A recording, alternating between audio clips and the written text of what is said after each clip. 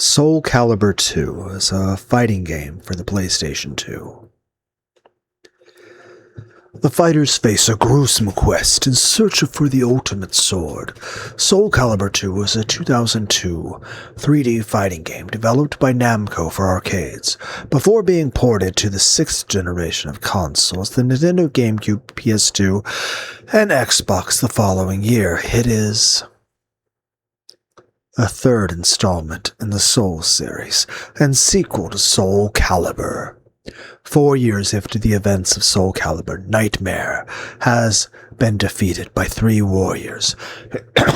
The evil of the Soul Edge has been expelled, but the Soul Edge and its counterpart, the Soul Calibur, were banished to an alternate void alongside its wielder, Inferno. The fragments of the sword still linger about, causing chaos around the world. Several warriors who came into contact with these pieces set out to destroy or possess the evil weapon, while newly revived Nightmare begins seeking souls to restore the Soul Edge.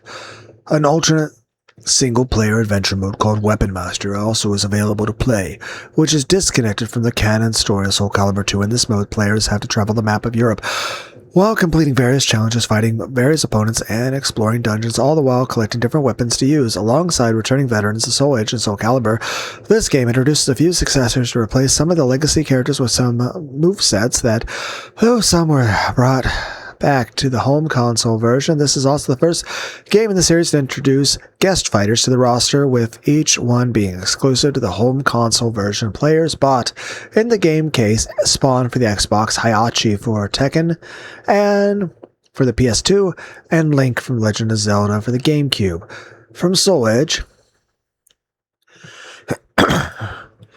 Mitsurugi, Taki, Voldo, Cervantes de Leon, Sung Mia, Sufiti Alexandra. From Soul Calibur, Keelik, Shai Sanshua, Nightmare, Ivy, Valentine, Yoshimitsu, Maxi, Astaroth. New to Soul Calibur 2, Cassandra, Alexandra, Raphael Sorrel, Talim, Yunsung, Charade, Necrid, guest fighters.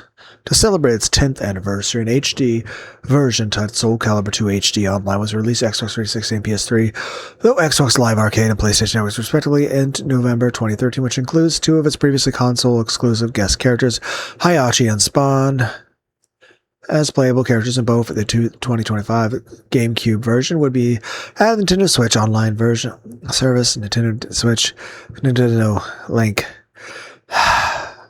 A sequel, Soul Calibur 3, was released in 2005. 100% completion. To unlock Lizard Man as a playable fighter, the player needs to beat every version of Weapon Master mode. This includes all of the extra dungeons, all of which requires the player to grind to level 72 to even access. Adaptation weapon swap. The guest fighters, Link and Spawn, feature weapons outside of their usual arsenal.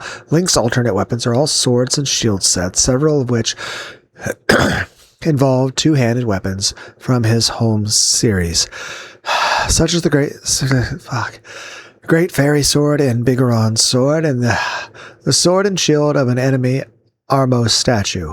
Spawn, in lieu of firearms, transforms his cape into an axe called Agony and wields several other original axes as alternate weapons.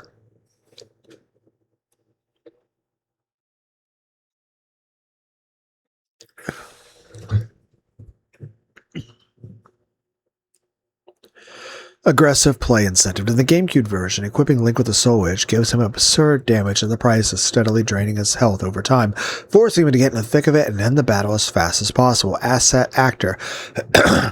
Unlike future games that would have a character customization feature that would be used to create minor characters in story mode, the Weapon Master story mode of 2 uses standard fighters instead, with the characters they represent listed as their names in the lower right corner of the screen opposite of your own. For instance, your trainer Edgar is represented by Mitsurugi, the rival Leon or Minerva, depending on your own chosen, are represented by whatever character is encountered in your character's destined match in arcade mode. Though there are exceptions, the Big Bad Varel is represented by Nightmare at first, and the final boss Inferno is the one-winged angel form. Battle amongst the flames. The final fight against Inferno takes place on an eternal field of fire, with more fire being spread after Inferno takes damage. Bittersweet ending. Weapon Master ends with you defeating Vero to stop Inferno's the latest host of Soul Edge. While you are now worthy enough to wield Soul Calibur, the game makes it clear that you are but a footnote to the countless holders of Soul Calibur and heavily implies your story was just a pit stop compared to the main character's journeys. Your name fades into legends, known only by a few hardcore historians, and your newly immortal best friend. Celestial theme, naming all the areas in Weapon Master and all of the main story characteristic places, etc., are named after the stars Alabra, Mizar, Castor, Pollux, Regulus, and Torres. Chromatic arrangement. Promotional material for the game, including the box art associated with each guest fighter with a color, Spawn being red, Hayachi being blue, and Link being green. Company cross-reference. Cassandra hidden third costume, the ultimate weapon are based on Valkyrie's own outfit, and weapons from Namco's The Legend of Valkyrie. Designated Girl Fight, the opening of Soul Calibur 2 has fan service heavy fight scene between Ivy and Taki, but they have no in-game connection. I know I frequently talk about how attractive Ivy is, but I was just imagining how Taki's outfit, like, she technically wears a full bodysuit, but it is absolutely skin tight, and you can see her nipples easily. She's basically naked, which I'm not complaining about, but I'm saying at that point, I wonder if there are mods for just outright fully nude characters.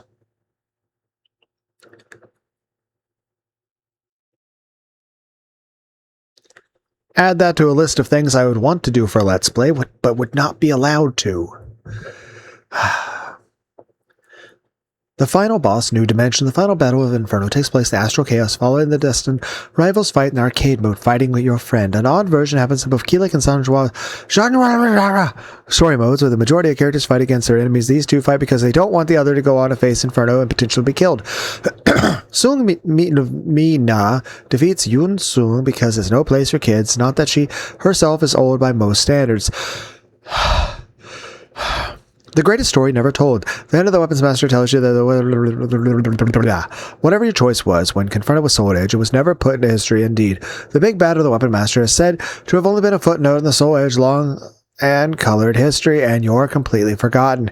Guest Fighter 2 is the first game in the Soul series to introduce guest fighters in its playable roster, with the character introduced included being dependent on the platform. Said character would also have a spot on the home console's box art to promote their exclusivity, with the intro movie and also changing to include the characters depending on the platform.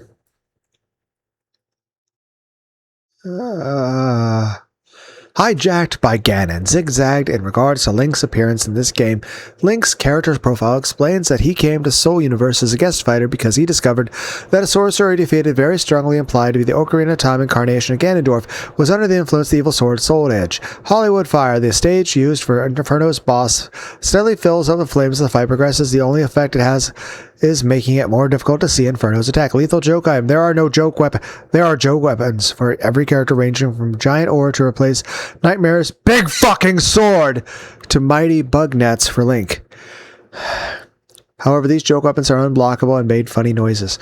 Morph weapon Soul Edge, as well as Soul Calibur 2 to a lesser extent. Lesser shown. Both can shapeshift in all kinds of weapons to fit their current wielder. Only some characters, Talim Janwa and Nightmare, can wield Soul Calibur, while every character guess includes can wield Soul Edge. Mythology gag. Barring Soul Edge, all of Link's weapons come from other games in his home series. The Mirror Shield, Armos Shield, Megaton Hammer, and Bigoron's Sword came from Ocarina of Time. Magic Sword, the original NES game, the Cane of Birna, the Bug-Catching Net from A Link to the Past, and the Razor Sword and Great Fairy Sword from Majora's Mask.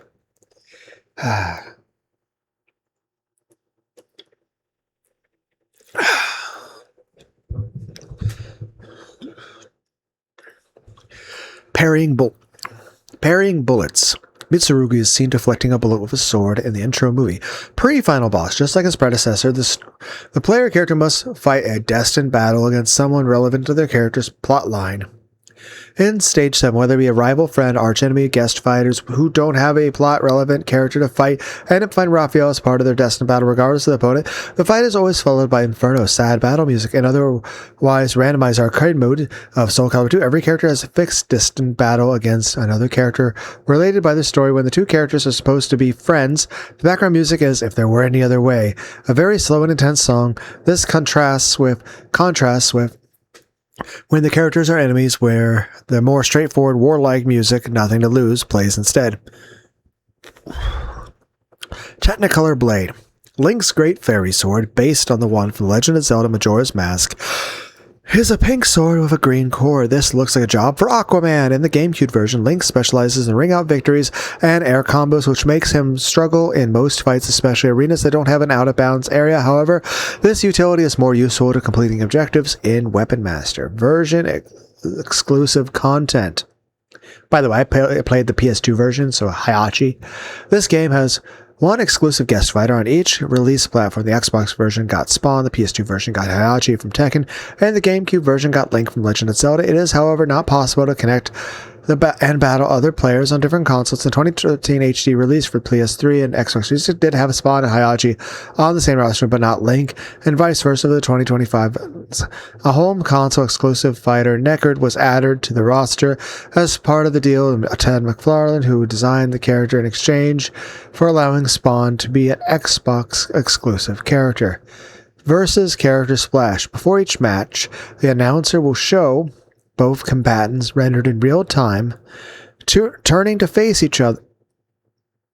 I know this is terrible of me to say, but I remember seeing jiggle physics even during that.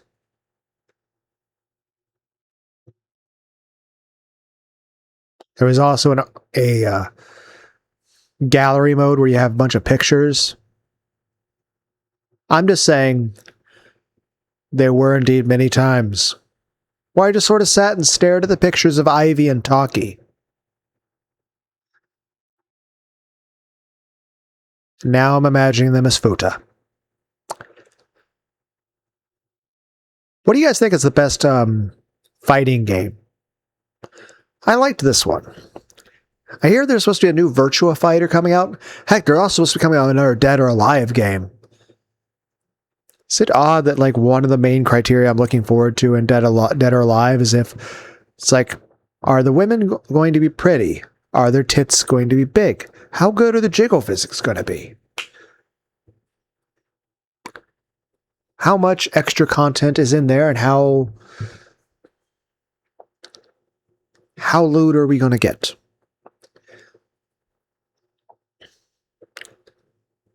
I would be perfectly fine if they make the version of Dead or Alive as enough to where it has to be rated A for adult only. Then again, at that point, all you gotta do is just show your ID. Where were we? Pressing a button will make a character say something, which can lead to lots of yelling from characters before the match starts. Wolverine publicity. Some of the print ad campaigns for the home console versions of Soul Calibur 2 are focused on Link, Hayachi, or Spawn, sometimes almost exclusively on them over the main roster, along with each of them appearing quite prominently on the cover of the respective versions box. This is in spite of all of them being a guest fighter who have no role in the canon story.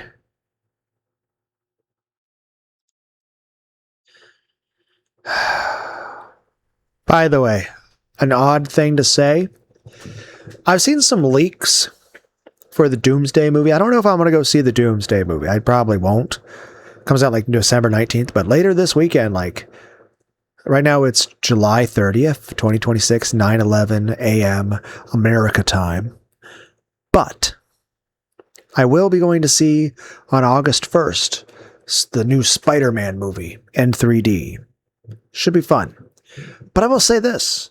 The leaks I've seen of the Doctor Doom movie, it makes me think about the story, the actual plot. There's even a little comic book that says it, for Marvel vs. Capcom, the first Marvel vs. Capcom game. Anyway, bye.